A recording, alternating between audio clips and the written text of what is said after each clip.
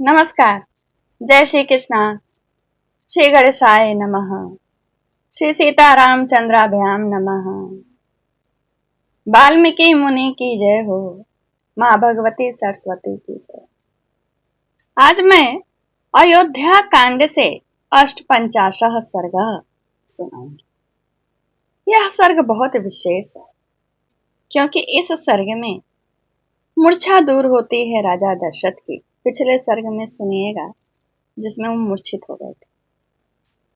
मूर्छा जब दूर होगी राजा दशरथ की तो वे अपने प्रिय पुत्रों और विदेह नंदनी सीता के वनवासी जीवन के एक एक क्षण का अनुभव करके विलाप करते हुए सुमंत्र से पूछेंगे, क्या आपने देखा ऐसे?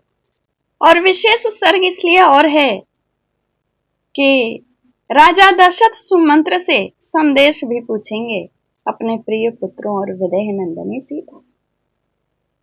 बड़ा विचित्र संदेश है श्री राम का, क्रोधित लक्ष्मण का और सीता जी का तो संदेश बहुत ही विचित्र है। क्या उन्होंने संदेश दिया सीता जी ने अयोध्या वासियों के लिए, अपनी सास के लिए, अपने ससुर के लिए?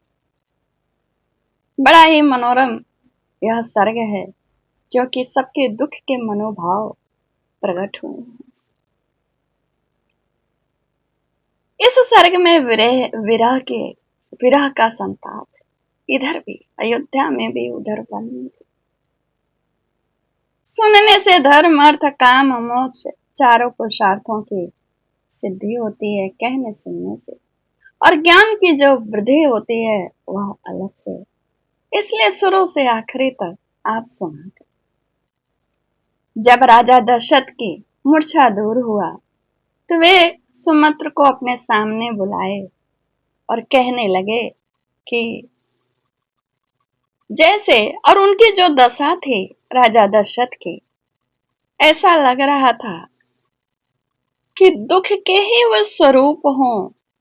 श्री राम और लक्ष्मण अपनी बहू सीता के दुख में वे लंबी लंबी सांसें खींच रहे थे, अस्वस्थ से भाव में थे, अस्वस्थ उनका शरीर था। उसी में वे दुख से परिलिप्त होकर के सारथी सुमंत्र को देखा। सारथी सुमंत्र का शरीर धूल से भरा था, उनकी अवस्था अत्यंत दीन था, आश्रुधारा उनके आंखों से बह रही थी और अत्यंत आर्त होकर के करुण भाव में राजा दशरथ ने उनसे पूछा, सूत धर्मात्मा, आपने देखा क्या कि श्री राम वृक्ष की जड़ पर कैसे सोए, कैसे उठे? जो श्री राम रथों पर चलते हैं, जिनके आगे पीछे सैनिक हाथियों का झुंड चलता है, जो सुख भोगने के योग्य हैं, जो राजोचित शैया पर शयन करने के योग्य हैं, वे राजकुमार अनाथ की भांति भूमि पर सोए तो आपने कैसे देखा? क्या लगा? कहते हैं कि वे उस वन का सेवन कर रहे हैं जिस वन में ढेर सारे सर्प रहते हैं, व्याघ्र रहते हैं, सियार रहते हैं, अजगर रहते हैं। वहां पर मेरे दोनों पुत्र और बहू रहेंगे। सुमंत परम सुकुमारी तपस्विनी सीता के साथ वे दोनों राजकुमार श्री राम लक्ष्मण रथ से उतर कर कैसे चले हैं? तुम तो धन्य हो सारथी सुत सुमंत। अश्वनी कुमार जैसे औषधि के लिए मंदराचल वन में औषधि ढूंढने प्रवेश करते हैं, जाते हैं, उसी तरह तुमने भी हमारे पुत्रों बहू को वन में प्रवेश करते देखा होगा। श्री राम के सोने, बैठने, उठने, खाने योग्य जितनी भी बातें हैं वह सब मुझे बताओ। महाराज के इस प्रकार कहने पर गद गद आंसुओं आंसू से भरी भरी आंखें थीं और ये जो वाणी था वो भी रुधा हुआ था सुमंत का।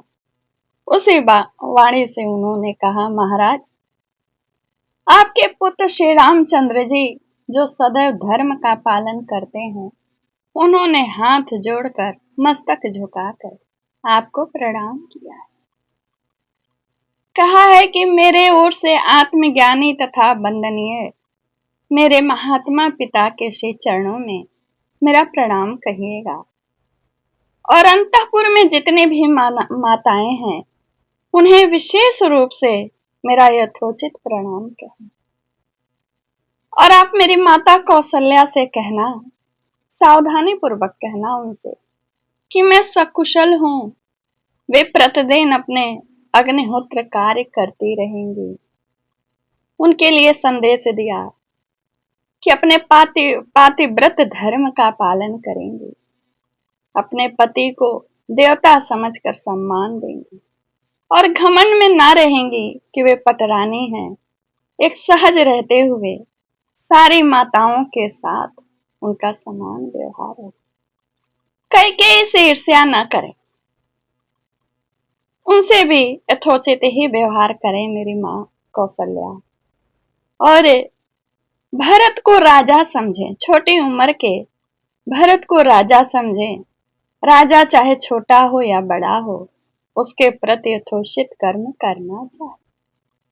फिर उन्होंने इसके पश्चात भरत के लिए संदेश दिया है। कहा है, कुमार भरत से मेरा कुशल समाचार बात बताकर उनसे मेरी ओर से कहना, भैया तुम सभी माताओं के प्रति समान व्यवहार रखना। इक्ष्वाकु कुल के आनंद बढ़ाने वाले महाभाऊ भरत से यह भी कहना कि युवराज के पद पर जब वे अभिषिक्त होंगे तो महाराज को राजा ही बने रहने देंगे और उनके ही अंतर्गत राज्य का पालन करें। महाराज दशरथ पिता हमारे बूढ़े हो गए हैं, उन्हें राजपद से न उतारेंगे, उनका ध्यान रखेंगे। फिर उन्होंने नेत्रों से आंसू बहाते हुए भरत के लिए कहा कि मेरी पुत्र वत्सला माता को अपनी ही माता समझना। मुझसे इतना कहकर महाभाऊ महायशस्वी रघुकुल नंदन श्री राम की आंखों से झरझर झरझर आंसू बहे। परंतु लक्ष्मण उस समय अत्यंत कुपित होकर के कहा, सुमंत्र जी, किस अपराध के कारण महाराज जी ने राजकुमार श्री राम को देश निकाला दिया?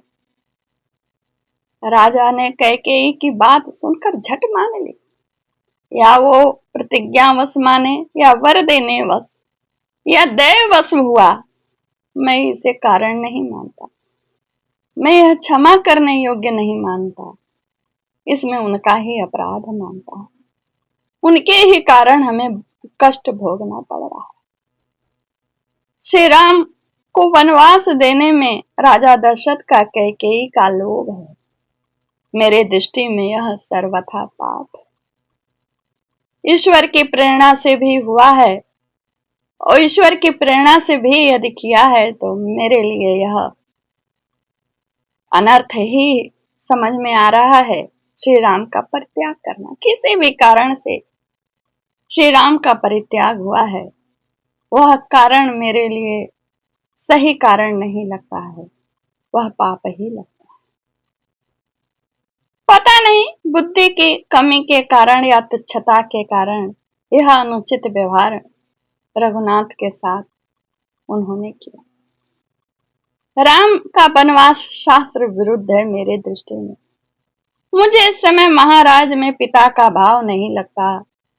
अब तो रघुकुल नंदन श्री राम ही मेरे भाई, स्वामी, बंधु बांधव तथा पिता, जो संपूर्ण लोगों के हित में तत्पर होने के कारण सब लोगों के प्रिय हैं। उन श्री राम का परित्याग करके राजा ने जो क्रूरतापूर्वक कार्य पाप कृत्य किया है, इसके कारण अब सारा संसार उनमें कैसे अनुरक्त रह सकता है? अब उनमें राजोचित गुण नहीं रहा, जिनमें समस्त प्रजा का मन रमता है। उन राजा राम को उन्होंने देश निकाला तो दिया। लोगों के विरोध के कारण अब वे कैसे राजा हो सकेंगे। अब कहते हैं सूत जी, महाराज, तपस्वनी जनक नंदनी सीता तो लंबी सांस खींचती। मैंने कहा ना, उनका बड़ा विचित्र संदेश है। सीता जी का वही विचित्र संदेश सुनिए। महाराज, तपस्वनी जनक नंदनी सीता तो लंबी सांस खींचती हुई इस प्रकार निश्चेत खड़ी थी, मानो उनमें किसी भूत का आवेश हो गया हो और वे भूले सी जान पड़ती थी। कहते हैं, उन यशस्वनी राजकुमारी ने पहले कभी दुख देखा नहीं। वे पति के ही दुख से दुखी होकर रो रही थी उस समय। उन्होंने मुझसे कुछ भी नहीं कहा, और मुझे जब वापस में इधर आ रहा था तो वे सूखे मुंह से कभी पति की ओर देखती तो कभी पति की ओर देखते हुए आंसू बहाने लगती, और कभी मेरे रथ की ओर देखती। लक्ष्मण की भुजाओं से सुरक्षित श्री राम भी अश्रुधारा बहाते हुए मुझे देखते, और सीता जी तो बार बार रोती हुई कभी आपके इस रथ को देखती तो कभी मेरे तरफ देखती। इस तरह सीता का संदेश, मूक संदेश सुनाया सुमंत। यह यहीं पर सर्ग पूर्ण होता है। इत्याशय श्रीमद् रामायणे वाल्मीकि आदि काव्ये अयोध्याकांडे अष्टपंचाशः सर्गः यहीं पूर्ण होता है।